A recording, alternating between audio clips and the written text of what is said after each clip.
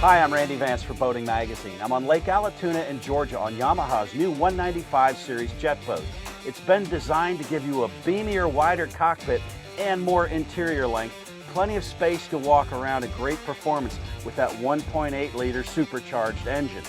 It's also got the articulating keel that's patented by Yamaha that gives great tracking when you're using the boat for towed sports and crisp maneuverability.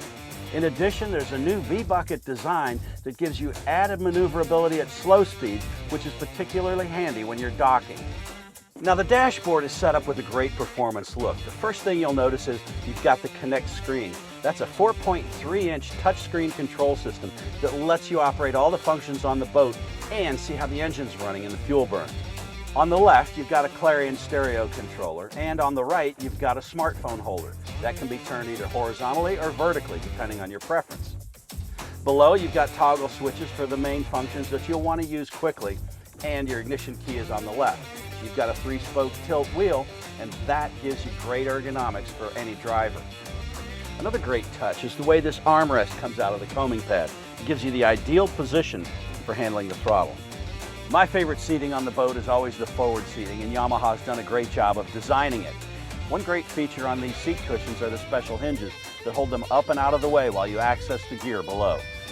Now, to take even more advantage of the wide beam, Yamaha has redesigned the portside console. They've beveled it there and put the storage door on that angle. That gives you easier access to the storage and a wider passage to and from the bow. Once you're in the cockpit, you've got great seating all around with this removable table. You've got a swivel seat for your passenger, wraparound seating, and an easy step over to the transom platform where everybody seems to want to hang out. Now, the swim platform itself is a 2-tiered design that gets you down close to the water when you're booting up to ride. You've got a great place to sit back there and relax comfortably while you watch your kids swimming while you're at anchor.